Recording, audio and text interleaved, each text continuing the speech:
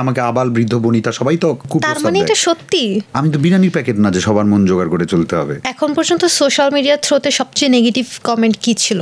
সবচেয়ে ভালো ফল কোনটা, সবচেয়ে সুন্দর ফুল কোনটা, এবার বলা যায় না, এক একটা ফুলের এক একটা সৌন্দর্য। আমি এবার একটু র্যাপিড ফায়ার যাব। আপনার এখন পর্যন্ত সবচেয়ে বড় স্ক্যান্ডালটা কি, যেটা শুনে আপনি নিজেই অবাক হয়ে গিয়েছেন? আমি সমকামী। এটা শুনতে হয়েছে? হ্যাঁ, এখনো শুনতে হয়। তো এখনো শুনতে হয়। তুমি যখন কোথাও কাজ করবে তখন কেউ না কেউ তোমাকে একটু ডিমোরালাইজড করার ট্রাই করবে, তো আই ডোন্ট মাইন্ড বলতেই পারে। এই যে একটা কথা ছড়িয়ে গেল সমকামী, তো সেই রিলেটেড কোনো প্রস্তাব পেয়েছেন এখন পর্যন্ত? হ্যাঁ, কেন পাবো না? আমি ইন্ডাস্ট্রিতে কাজ করি, আমাকে আবাল বৃদ্ধ বনিতা সবাই তো খুব তার মানে এটা সত্যি?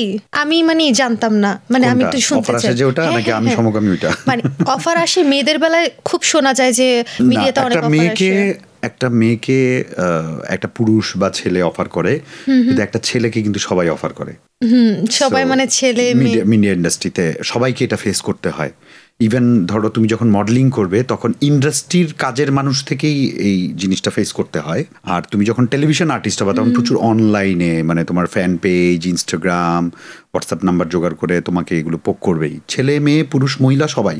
আচ্ছা, অনলাইনের গুলো তো অ্যাভয়েড করা যায়, কিন্তু ইন্ডাস্ট্রি বা যেগুলো সামনাসামনি প্রস্তাব আসে সেগুলো কিভাবে? আমি ওভাবে কখনোই পাইনি, অথবা আমাকে করার সাহস পাইনি, কিছু একটা আমি জানি না, বাট আমি কখনো ফেস করিনি এটা। আমি অনেক বছর কাজ করেছি, এমন অনেকের নামেও আমি শুনেছি যে উনি তো এরকম, তুই কিভাবে কাজ করিস? আমি কখনোই দেখিনি এরকম। কারণ এটা হয়তো আমার অ্যাটিটিউডের কারণে হতে পারে, বা আমি ওভাবে এক্সেসটাই দিইনি, আমি জানি না। আর যার যার পার্সোনাল লাইফ, পার্সোনাল চয়েস। খুবই এটা সারপ্রাইজিং ছিল, বলো না যে শকিং ছিল। শকিং স্যার, সবকিছুই আমি বলেই হয়তো এভাবে বলেছি, অন্য কেউ হয়তো এভাবে বলতো না। এক্স্যাক্টলি, সবাই বলে না। আচ্ছা, সোশ্যাল মিডিয়াতে তো এখন যে কোনো কিছু ভাইরাল, আলোচনা সমালোচনা সবকিছুই থাকে, তো এখন পর্যন্ত সোশ্যাল মিডিয়ার থ্রুতে সবচেয়ে নেগেটিভ কমেন্ট কি ছিল? সমালোচনা বা এই যে নেগেটিভ সমালোচনা ঠিক আছে, যেমন আমার হাইট নিয়ে অনেকে কথা বলে, বাট্টু বলে, যদি আমি 5'8", তারপরে বাট্টু বলে। তারপরে অনেকে বলবো যে ধরো আমি একটা পেজের মধ্যে আমার নাটকের পোস্টার দিলাম, এটা কিন্তু ধরো 3-4 মিলিয়ন হয়ে গেছে। একজন লিখবে, তোর নাটক কে দেখে, তুই অভিনয় পারস? আইসে আমার নায়ক, বাজে শব্দগুলো ব্যবহার করলো না, আইসে আমার দেশের নায়ক। প্রচুর মানুষ আমাকে ভালোবাসে, যারা ভালো কম বাসে তাদের কথাগুলো বলছি, যেহেতু প্রশ্নটা ওরকম ছিল। কিন্তু কিভাবে ডিল করেন? আমি মাঝে মাঝে না, খারাপ লাগার কি আছে? আমি তো বিরিয়ানির প্যাকেট না যে সবার মন জোগাড় করে চলতে হবে। আমি আমার ওয়েতে চলি, কে আমাকে ভালোবাসলো, যে আমাকে ভালোবাসলো ওটা আমার জন্য অনেক কিছু, কে আমাকে ঘৃণা করলো কিচ্ছু যায় আসে না, আমি আমাকে চিনি। এক্স্যাক্টলি। কারোর জন্য কারোর সাথে সম্পর্ক নষ্ট হয়েছে বা কাউকে ব্লক করতে হয়েছে? না, কারোর জন্য অন্যের কারণে অন্যজন আমার সাথে সম্পর্ক খারাপ করেছে, আমি কারোর জন্য কখনো কারোর সম্পর্ক খারাপ করিনি। ওকে, আচ্ছা, রিয়েলিটি শো উপস্থাপনা নাকি সিনেমা, কিন্তু কোনটা বেশি কঠিন? দুটাই।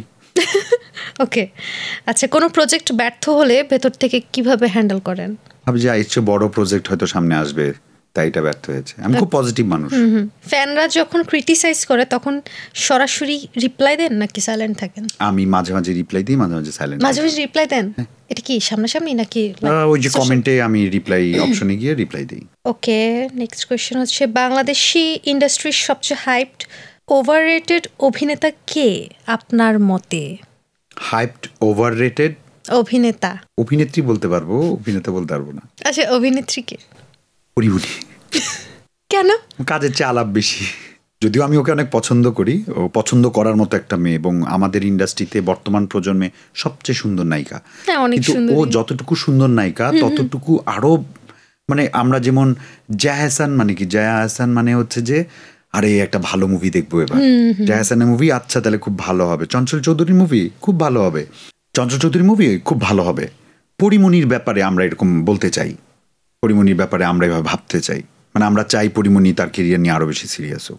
এই প্রসঙ্গে আরেকটা প্রশ্ন করি, সেটা হচ্ছে ইদানিং দেখা যায় যে কাজের থেকেও সোশ্যাল মিডিয়ার থ্রুতে ব্যক্তি জীবন নিয়ে সেলিব্রিটিরা আলোচনায় থাকে, এই বিষয়টা কিভাবে দেখছেন? এই যে তোমরা যারা উপস্থাপনা করো আমার মতো, তোমরা এই যে প্রশ্ন করো, ভাবিকে যে দেখি না পোস্টে, দেখালেও দোষ, না দেখালেও দোষ, ঠিক আছে না, জায়গা মতো ধরেছি।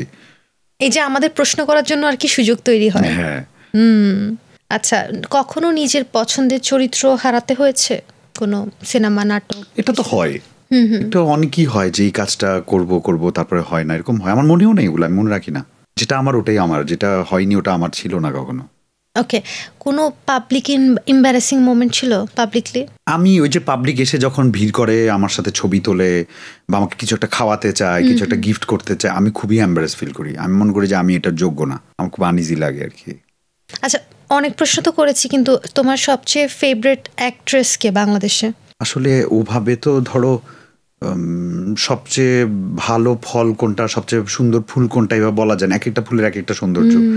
সো প্রত্যেকটা অভিনেতা অভিনেত্রীর কাছ থেকে, বাট দিস ইজ ট্রু, আমি এটা ওন করি। আপনার পলিটিশিয়ান হওয়া উচিত ছিল, মানে খুব ডিপ্লোম্যাটিক, সবার মন রক্ষা হলো না। ব্যাপারটা হয়েছে যে ধরো মেহজাবিনকে আমি ফেলে দিব, মেহজাবিন ভালো অভিনয় করে, তা আমি অহনাকে কিভাবে ফেলবো? তো আঞ্চলিক ভাষার অভিনয় দারুণ করে, তাই না?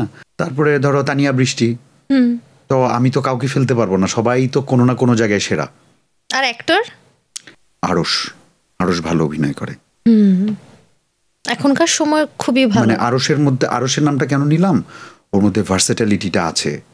ও যে অভিনয়টা জানে, ধারণ করে, তুমি 3-4টা নাটক দেখলে পার্থক্যটা বুঝবা। একই ধাঁচের অভিনয় ও করে না, এই জন্য আরশের নামটা নিলাম ভাই, অন্য ভাইরা মাইন্ড করিস না। তাও অনেক ডিপ্লোম্যাটিক অ্যান্সার দিলেন। না, আরশের নাম, আরশ কিন্তু আমার বয়সে ছোট।